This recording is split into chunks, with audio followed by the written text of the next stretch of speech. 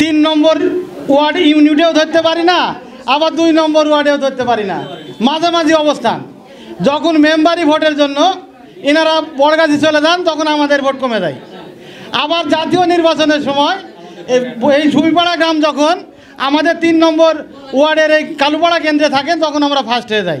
কাজেই আমাদের এই ফার্স্ট এবং সেকেন্ড হওয়ার পিছনে এই সুবিপাড়া গ্রামের বিএমপিরা অবদান রাখে। তো সম্মানিত চেয়ারম্যান সাহেব এখানে আছেন, সুবিপাড়া গ্রামের এতে দীর্ঘদিনের একটা দাবি, যদি সম্ভব হয় তাহলে ইনাদের যদি আমাদের 3 নম্বর ইউনিটের এই অন্ততপক্ষে এই মেম্বারি নির্বাচনটা যাতে আমাদের ওয়ার্ডে হলে আমরা উপকৃত হই, এই সুবিপাড়া গ্রামের এই এলাকার দলের লোকজন উপকৃত হয়। যদি কোনো সুযোগ থাকে এটা একটা আপনারা করবেন। পাশাপাশি আমি প্রথম দিন এই অফিসে আসছিলাম, এখানে ছিলাম, এখানে কাউসার ভাই, হুদা ভাই, ভূগোল ভাই সহ মিস্টার সহ এই সুবিপাড়া গ্রামে সমস্ত দলীয় নেতাকর্মীরা এখানে বসছিলেন। তিনারা আমার কাছে বললেন যে আমাদের এটা একটা অফিস, এই অফিসে আমাদের 2টা জিনিস অত্যাধিক গুরুত্বপূর্ণ। একটা হচ্ছে এলইডি,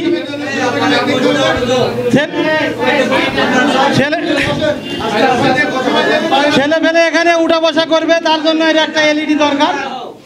পাশাপাশি এখানে একটা সিলিং ফ্যান দরকার। তো সিলিং ফ্যান দরকার, যদিও এটা আপনারা একটু সামনে ভিতরে আসার জন্য অনুরোধ করছি। তো যা হোক, এখানে যে দলীয় যে সকল নেতাকর্মীরা বসেছিলেন তিনাদের আমাদের কাছে একটা দাবি ছিল এবং এখনও আছে যে এখানে একটা এলইডি দরকার। এলইডি হলে ছেলেবেলে বসে এলইডিটা দেখতে পারত। পাশাপাশি এখানে একটা সিলিং ফ্যান দরকার।